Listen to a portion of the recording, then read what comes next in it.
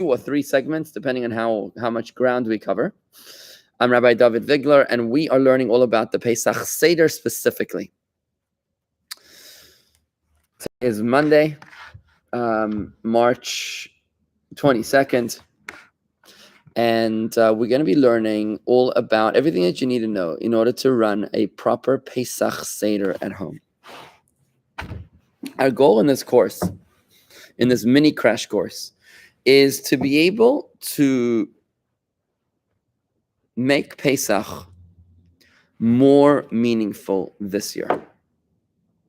To be able to identify and tap into what the key elements of the Seder are, beyond the sentimental and idiosyncratic, to bore deeper into the spiritual, into the very energy of the day, to find the keys to be able to do that, so that we can emerge refreshed, invigorated, replenished, and ready to take on our life in a whole new level, in a way which is deeper and more empowered.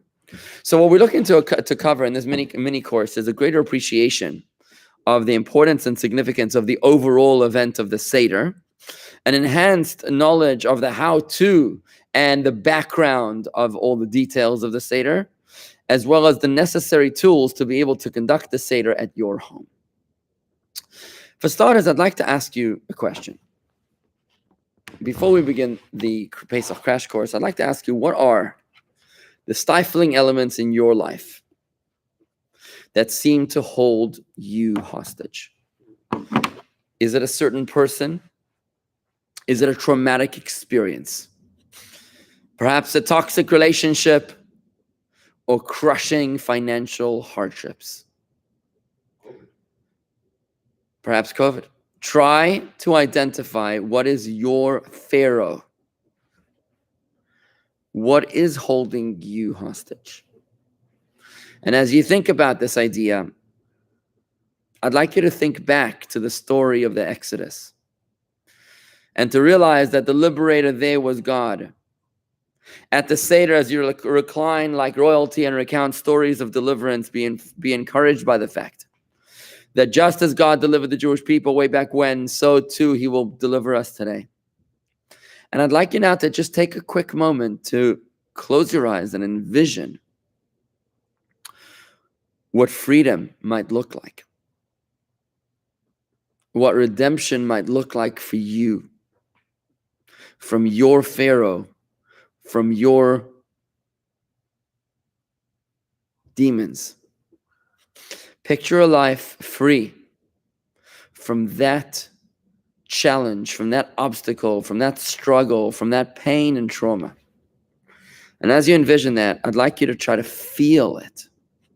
Feel it and breathe it in, because Hashem is ready to give it to you on the night of the Pesach Seder, as he gave it to our ancestors 3,333 years ago.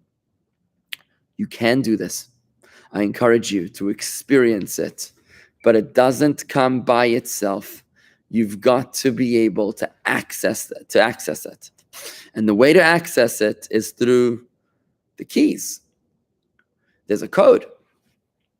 There's a specific sequence which will help you access it. It's called the Seder. The word Seder doesn't just mean a meal.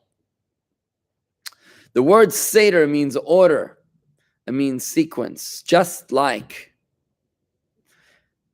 an email address, which needs to be precise. Just like a bride who wants her wedding gown just so. Just like a football game. The ball has to be over this line and not over that line, and you cannot be in the general zone of things. It's got to be either here or there. Just like a car parked on this side of the line is a parking ticket, and on that side of the line is no parking ticket. The mitzvah of the Seder is just the same. It is a precise map, a sequence, a code, a DNA code that helps us reach the destination. What is that destination? It is freedom. It is the assistance of God to carry us through all of our troubles and all of our problems. Now, when we look at the Passover Seder, good morning, Stephanie and Marty. I see you guys are with us here on Facebook, Elaine on YouTube, Steve in person, and everybody else that's inconspicuous right now, whether you're with us live or later, welcome, and thank you for joining me this morning. We know that the Seder is the highlight of the Jewish year, perhaps the most observed Jewish tradition of all time, rivaled only by the Mitzvah of Bris, the covenant of God performed at the 8th day of a young Jewish boy's life. More observed even than Yom Kippur, the Passover Seder seems to be the greatest and most popular Jewish observance of all time. And Jews have fought hard, have displayed tremendous efforts in order to fulfill this mitzvah. There's a beautiful story, a touching story of Pesach in the Vaihingen concentration camp in 1943, where a concentration camp hostage by the name of Moshe Pearl related that the people in the camp were already used to their misery. They saw death before their eyes. But before Pesach, they asked, where could we get flour? How could we bake matzah? He tells the story, Moshe Pearl, of how one day before Pesach, one of the SS murderers entered the workshop where he was working, and he was painting signs. And this SS terrorist asked Moshe Pearl to make dummy targets for target practice. Just then, he thought of an idea. He said, he claimed that he needed lots of flour to paste the pictures of the soldiers to the targets, like a glue. How much flour do you need? The SS asked him, and he said, I need 5 kilograms. He liked the suggestion, and he immediately gave him the appropriate referral. The Jews of the Vaihingen concentration camp that year went to work to bake the matzah in secret. And even though they knew that they'd be killed if they were caught, they baked the matzah in the oven in his workroom, keeping the door and the window sealed. When the night of the Seder came, they managed to pull off a Seder where besides from matzah, they ate potatoes, right? The Carpass. They drank homemade wine made of sugar and water. Bitter herbs, I'm sure they had plenty of in the concentration camp. And they even managed to read the Haggadah. While the Nazis succeeded in destroying so many lives, they failed to destroy Jewish life from these Jews on Pesach. Now, as you might be celebrating Pesach this year alone, and it's a deja vu from last year, because last year we were going through exactly the same thing. Just that last year the vaccine was some sort of a distant mirage, a distant dream. This year, many of us have already been vaccinated. I'm not sure exactly, but it seems like many people will be with their families. But if you're not one of the lucky ones to be with your family, good morning, Alicia and Rob. If you're not one of the lucky ones that's able to be with their family this year, if you are alone this year for the Pesach Seder, I'd like to give you encouragement by realizing that that's exactly the way that it was the first time round when the Jews came out of Egypt. It's exactly how it was. They were all in quarantine. They were not allowed to leave their homes. As God passed over their homes, which they painted the doorposts with the blood of the Paschal Lamb, and as God passed over their homes, they were not allowed to leave their homes. So there was an element of quarantine which we can certainly relate to. And why is it that Pesach was celebrated in private homes and not in public? Why were there not these public communal Seders for the entire Jewish community? The reason is because as we were becoming a nation, as we were a group of vagabonds growing into a nation, it's very important to remember your individuality. It's easy for nations tend to swallow up individuals. And that's why the individuality of the Passover Seder was so very important, even as we were becoming a nation. You'll notice that in the Shema Yisrael, the first 2 paragraphs of the Shema are very similar, except that the first one is written in the singular and the second one is written in the plural. What's the reason for that? The reason is because it's easy for us to say, well, there's a Jewish community. My own contribution doesn't really matter because I'm just going to be lost in the crowd.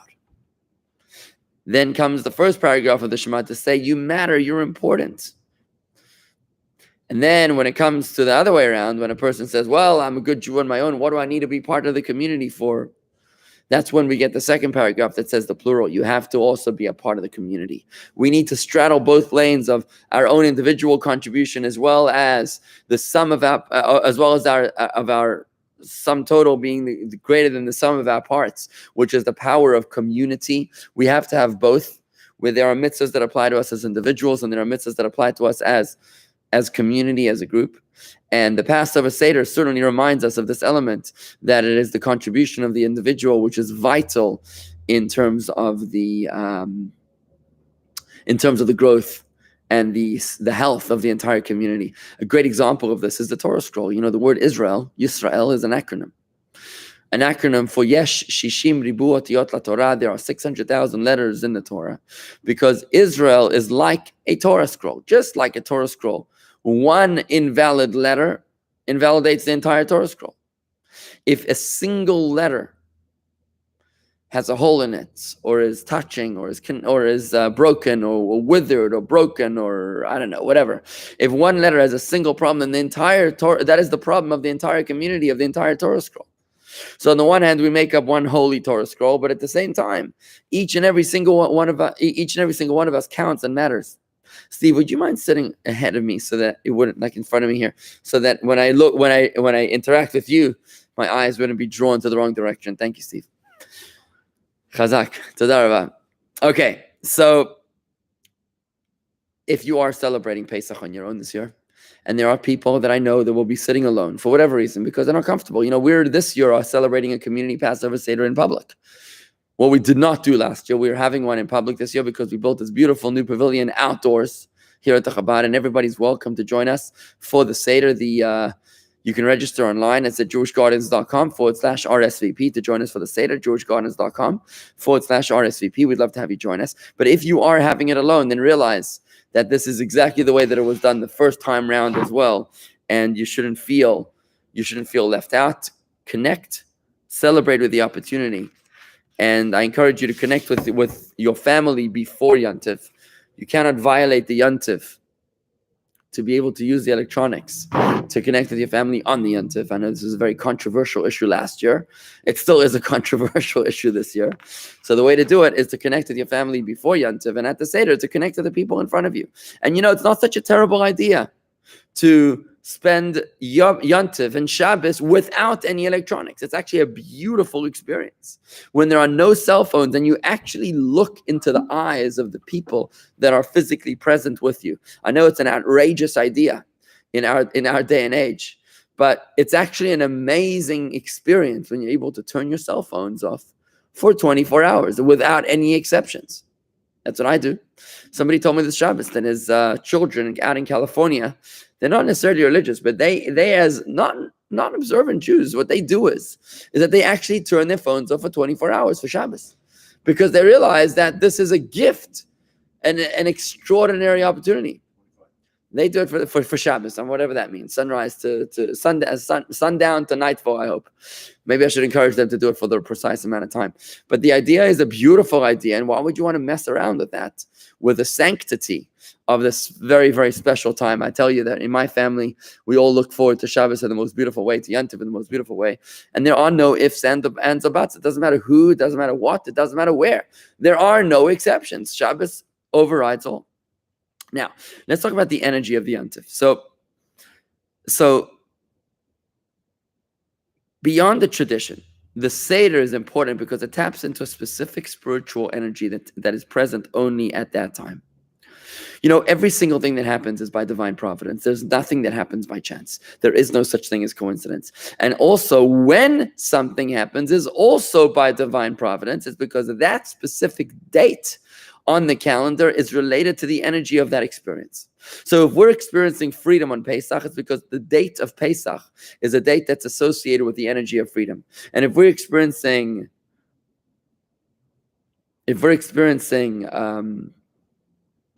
new beginnings on Rosh Hashanah, it's because Rosh Hashanah is the energy of new beginnings.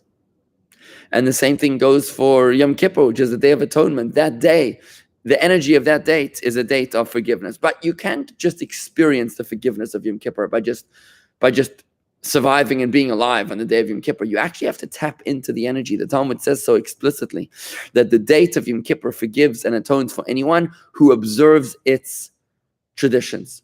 Only if you observe its traditions. If you're in a casino in the Bahamas on Yom Kippur, it doesn't atone for you. But if you experience and go through the motions of the date, it's not that we're doing these motions because we're sentimental or we're ritualistic. It's because they're actual keys to tap in and unleash the energy of that day. So the date of Pesach is a date of freedom on the Jewish calendar. It's not on the English calendar, it's on the Jewish calendar. That's why we only go by the Jewish calendar for our holidays. For our Jewish holidays, right? Now, it's not about history, which means it's not about, there is not even a word in Hebrew for history. You cannot say history in Hebrew. There is no such word because we don't believe in his story. It is our story. We observe Pesach not because somebody else came out of Egypt thousands of years ago, but because I am coming out of Egypt today. Egypt meaning my limitations, my demons, my resentments, my struggles, my demons, my problems. And I'm breaking free from them through the help of Hashem. So the Exodus experienced by our ancestors is not just a story that happened a long time ago, but a recurring narrative that is playing itself out in our life. And it's yours for the taking. That's the reason that the Seder is observed. The Seder meaning order, sequence, structure. You cannot just observe the Seder whenever you want. So for example, if you decided, you know what, we're going to observe the Seder in December because that's when the family is together. Maybe on Thanksgiving because we're just going to do the Seder stuff, you know, the matzah and the wine and everything. We're going to do it on Thanksgiving because that's when the family is going to be together. It's a nice thing when the family's together, but you don't have the energy of freedom. You cannot tap into the energy of freedom on a different date. Only God tells us which dates are associated with which specific energies. It's akin to saying that I'm going to vote for the national election in March because I think that that's a better time to vote for the national election. Well, that's very nice that you think it's very nice that you think it's a good idea to vote for the national election in March, but nobody's going to count your ballot. It's not going to be worth absolutely anything because it's not the date of the election, right? Or if you decided that you wanted to file your taxes not on April 15th, is it April 15th? That's the day. Not on April 15th, but on June 15th because that's what you decided. Very nice. I'd like to see explain that to the IRS. I don't think they're going to take that very well, right? So even though, you know, just like a smile, there's an exterior lifting of the cheekbones, which is expressive of a deeper truth, of a deeper emotion. So too with the Seder, it's the external motions. Good morning, Mickey. Good to have you with us. And Robert Saunders. So too with the Seder, it's the external motions that are expressive of the inner truths that are being expressed. You know, there's an interesting story of a poor man who showed up at the home of a rich philanthropist. This man would host many, many guests. He would have many poor people around his table, and he would welcome every one of them to his home with graciousness and hospitality. At the end of the meal, he would ask all the poor people if they wanted to take an item with them, to choose a gift to take home with them. Now, there was one particular poor man who came to his house who noticed that when the rich man would sit down to eat, he took out his little crystal bell and he would ring the crystal bell, and servants would come from every which direction bringing food and dishes and cutlery and all sorts of amazing dishes. And he realized this is the genius of a poor man. He said now he finally found the secret to success. The secret to success is the crystal bell. So when the rich man asked him what gift he wants to take with him, he says, all I want is that crystal bell. He says, okay, it's a bit of a weird request, but okay, you can take the crystal bell. And, you know, normally people ask for like some money or whatever. So he took the crystal bell and he comes home to his wife and he tells his wife and children to sit around the table, invites the neighbors. This bare table, there's no food in the house, but he invites everyone to sit around the table. Everybody's mystified what's going on. And he says, don't worry about it. It's going to be fine. As he sits down at the head of the table, he takes out his crystal bell and he says, everybody watch. You ready? Ready? Watch. He takes out the crystal bell and he starts to ring it. But guess what happens? Nothing happens. Nothing at all happens. Why? Because he's ringing his crystal bell. He doesn't realize that, you know, that there's a whole organization behind the crystal bell. In this case, he thinks it's only about the externality, but really there's a whole internalness that's not at play. Same thing over here. When we show up in Pesach, when we're tapping into the energy of the day, when we show up on the day of Pesach, and on the day of Pesach, we observe the sequence and the structure and the order of the Seder, that's when our crystal bell is able to bring to the surface all the energy that's lying beneath the surface. But if you just decide to do it on a day which is not connected to anything, on a random date, or in a random way, then you're really not being able to observe, to tap into that energy. So for example, this year in Pesach, this year's first night is on Saturday night, this Saturday night. And nightfall begins at 8 to 12 p.m., which means if you decided to observe your Seder at 6 p.m., I actually saw it being advertised in the newspaper. Somebody's advertising a Seder at 6 p.m. Okay, on Saturday. So it's very nice that he's advertising a Seder at 6 p.m. on Saturday, but that's not a Seder. That is a Seder that's not taking place on the 15th of Nisan, which begins at 8 to 12 p.m. in Palm Beach Gardens. It's a Seder that is on the 14th of Nisan, which might as well have been observed on November 17th for the same price, because it's not the date of Passover. Right? It's like fasting Yom Kippur in June, and it's like observing Hanukkah in April. To observe Pesach on the 14th of Nisan is just not on the day before Pesach. It's just not the right thing. It's just an exercise in futility. So, what are the most important elements of the Seder? Let's talk about the important, vital elements of the Seder. There are 8 vital, important elements of the Seder. Number 1 is Haggadah. Haggadah, which means telling. The very word Pesach, which normally means Passover, also translates as peh, mouth, sach, that talks. A mouth that talks. Pesach means a mouth that talks. A Haggadah means telling. And the mitzvah of the night of the Seder is to tell the story. The mitzvah is to talk. And I encourage always my people, my students, my friends, my members, to make the story of Pesach relevant. Make it your story. Talk about freedom from bondage. Talk about redemption from slavery. What are our modern day slaves? You know, today, we don't even know how to have a normal conversation without getting interrupted by our cell phones. Are you a slave to your cell phone, or is your cell phone a slave to you? I think it was 50% of divorce documents in the past few years have had the word Facebook in them. Can you imagine? Does social media serve us, or do we serve social media? Right? What are your modern day slaves? Sorry, what is it? Or your modern day taskmasters is what I meant. Make it your story. Tell the story and find your journey out of Egypt, out of your Egypt. So that's the first element, vital element of the Seder, is telling the story of Yetzias Mitzrayim. The second element is starting with a low and ending with a high. According to the Talmud, the definitive rhetorical method to be used for the night of Pesach for the storytelling follows a basic structure. It starts on a low and ends on a high. Right? And that accounts for much of the narrative arc in the Haggadah, which begins by talking about the oppression, about our lowly and humble beginnings, and how we were ultimately redeemed. Okay, a third element of the Seder is chinuch, which is education through questions and answers.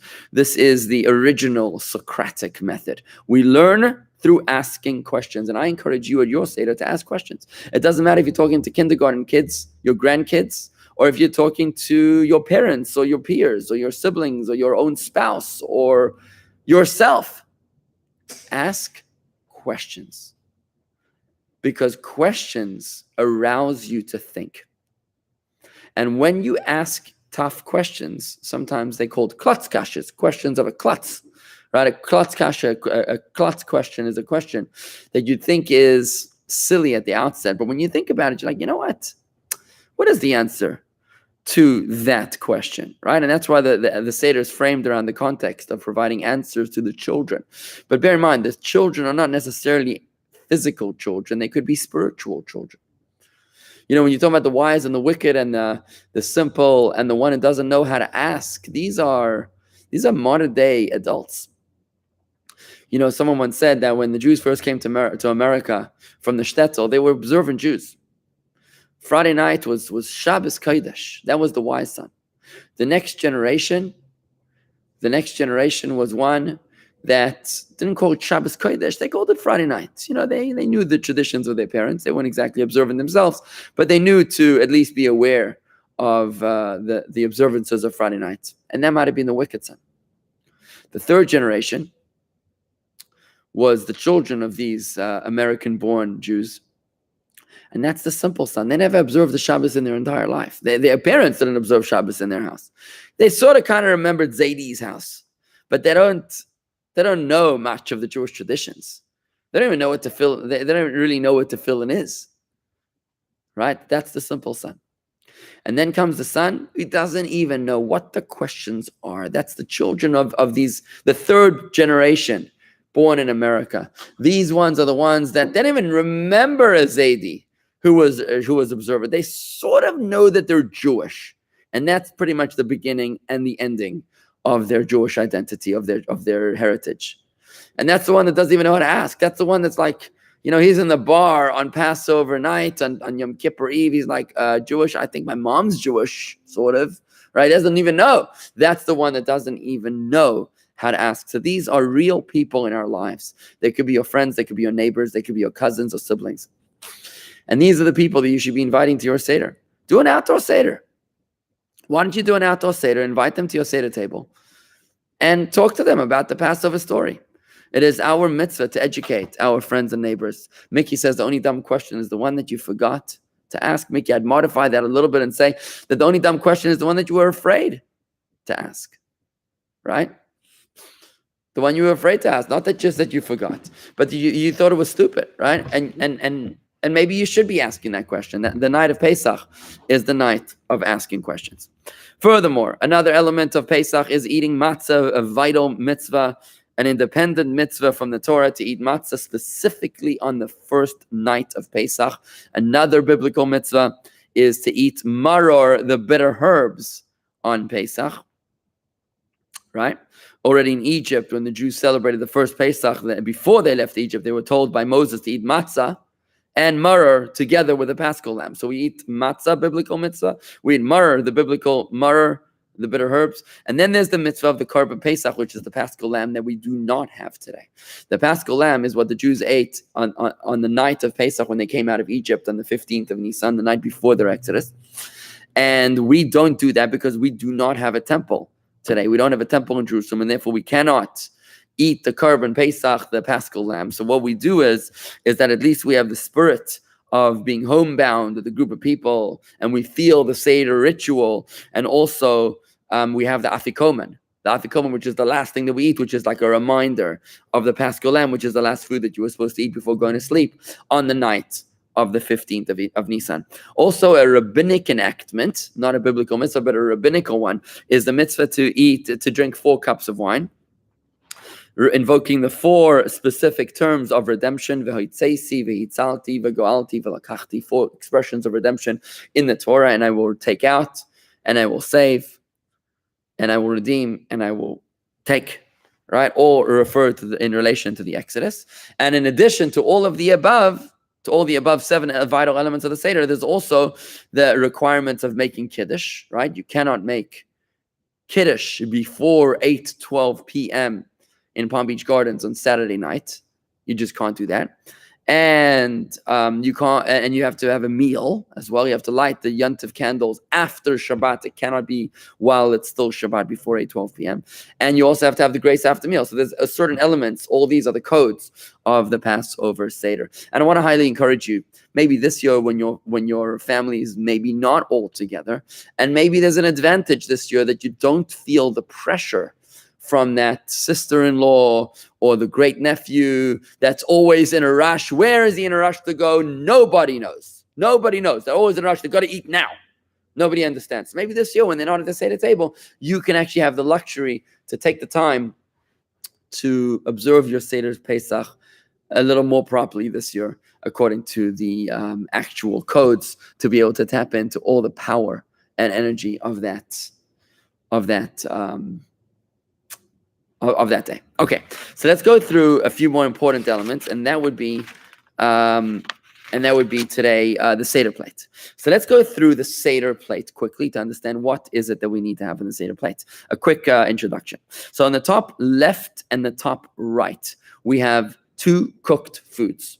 They are the only cooked foods that are on the Seder Plate, and they are either cooked or roasted, right? They commemorate the 2 main dishes that would be consumed on the Passover night during the temple era.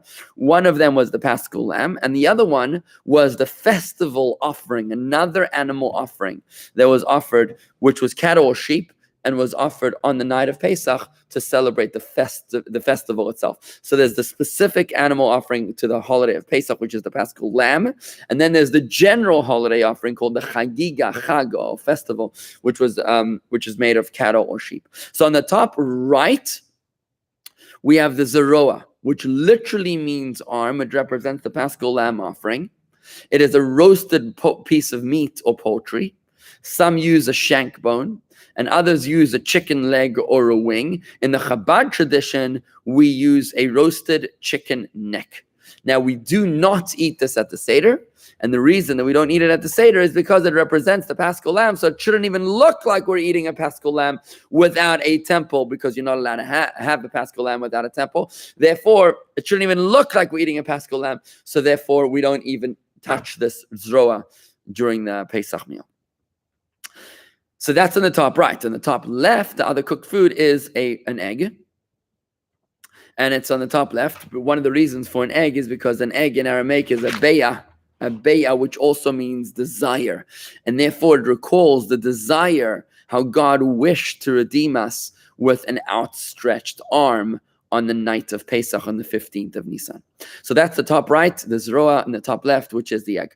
Center, middle, and center bottom of the 6 items on the Seder Plate, center middle and center bottom is the same exact item, and that is the bitter herbs, right? The bitter herbs.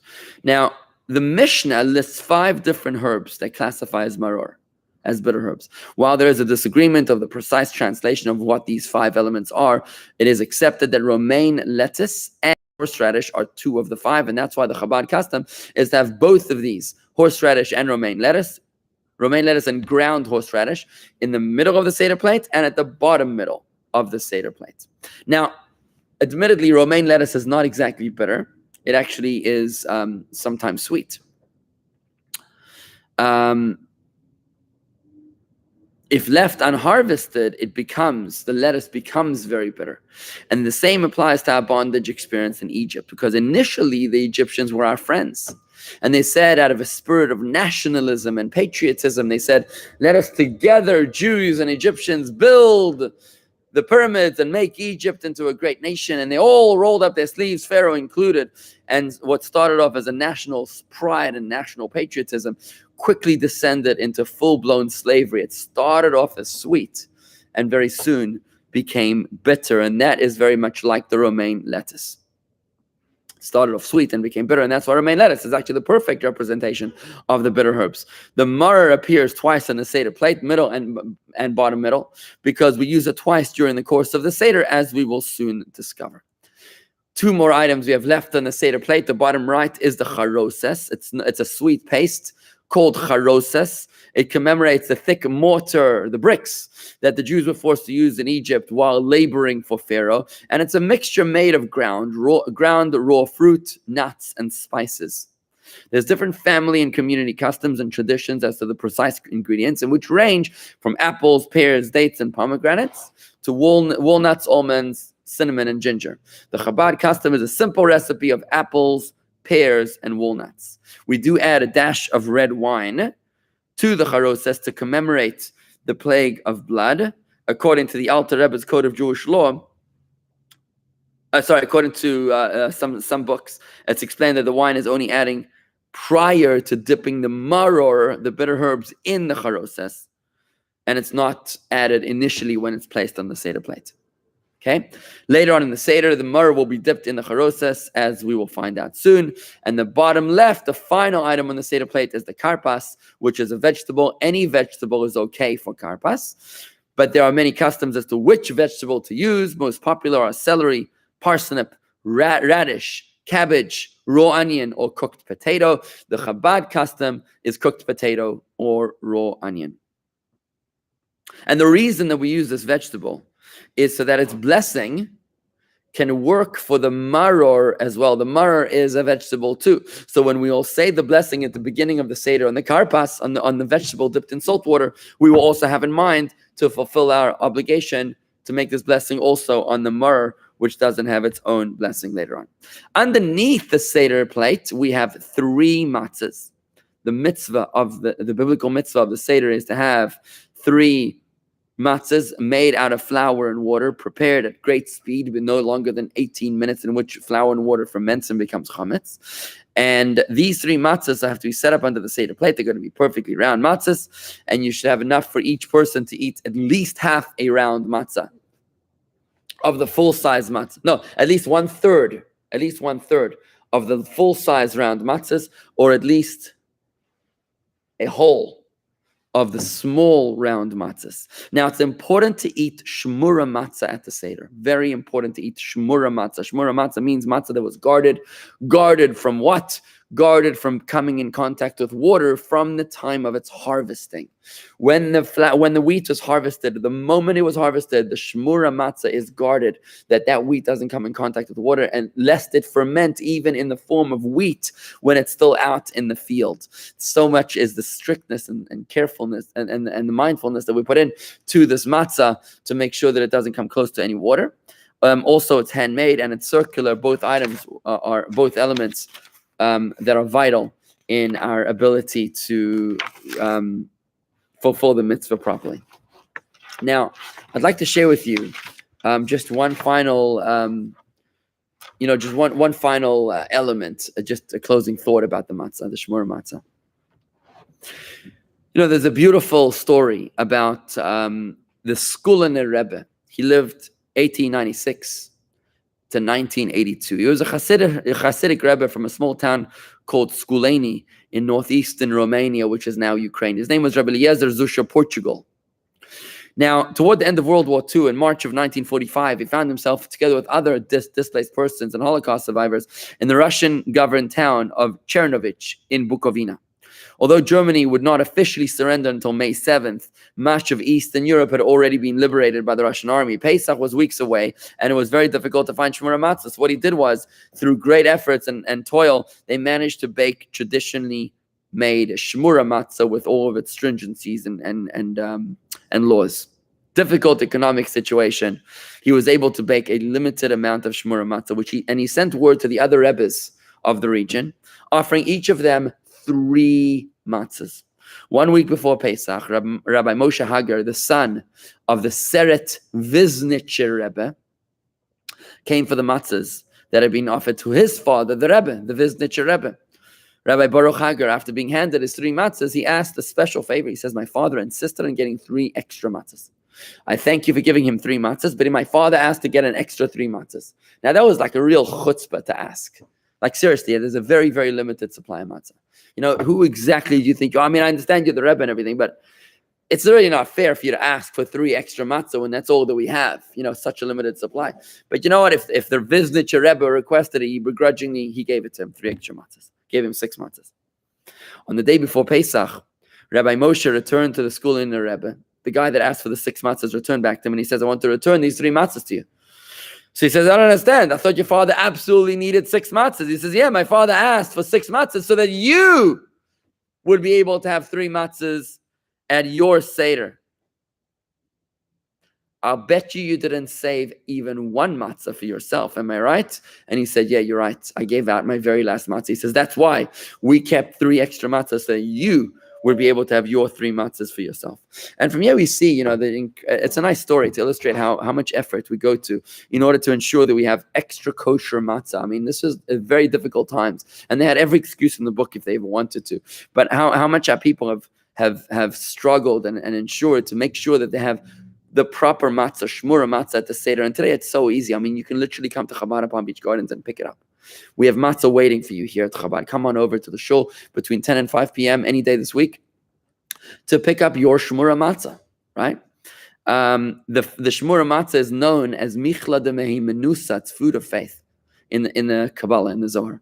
Food of faith and food of healing. We all need healing and we all need faith. Healing is healing for the body, and food of faith is healing for the soul. I mean, this is the most beautiful, profound spiritual food. It's like a boost for the soul as well as the body. It's like a vaccine. You want to make sure that you eat the proper matzah instead of saying, well, I'll take any medicine and I don't need a vaccine. Why do I need a vaccine, which is a Pfizer or a Johnson & Johnson? I'll take anything from the pharmacy. You wouldn't do that. You take the right matzah at the right time in order to experience the right healing, the right food of faith, and the right food of healing. Now, the matzah is made mindfully. It's mindfully made, and therefore it's handmade, right? And that's why it's able to bring us to higher consciousness, which is very, very important. Also note from the story the tremendous love of a fellow Jew that was exhibited in the story about from both sides, where the guy making the matzah was careful to care for everybody else around him, and the guy taking the matzah was careful to worry about the other one, right? And how they were careful to sacrifice so much to do a mitzvah, even if it hurts. Today we say, if something's 5 cents more expensive, then we can't afford it. Like, seriously, come on. These guys put their lives in danger. They put everything that they owned on the line in order to observe this mitzvah properly. It's okay to spend a little bit more. When we do things that are difficult for Hashem, Hashem does difficult things for us as well, right? When we only do what's comfortable for God, when we only do what's comfortable for us in the service of God, then God does only what's comfortable for Him for us, right? You got to go out of your way, out of your comfort zone. It's so beautiful to see how they each cared for each other, despite the craziness of the times. May we also learn the same. We'll continue with this crash course tomorrow, God willing, 8:30, same time, same place. Looking forward to seeing you there. And thank you for joining me here this morning. Don't forget, friends, to sell your chametz online. You can sell your chametz to make sure that you don't own chametz during Pesach at jewishgardens.com/chametz. That's jewishgardens.com/chametz, CHAMETZ. And also pick up your Shmura Matzah here at the Chabad. And make sure that you could join us for the Passover Seder if you can. Saturday night, the first night, we're having a community Passover Seder outdoors here at the Chabad Palm Beach Gardens. Please make sure to make your reservations ASAP, because I think catering is closing today, I think. So please do so online or by calling the office at 561-624-2223. That's 624-2223. Thank you all. Shalom, and have a wonderful day. Hope to see you tomorrow. Hey, Noah, it's nice to see you on YouTube. Pleasure to have you joining us. And thank you for joining us here today. Take care, Noah. God bless. Bye, Elaine.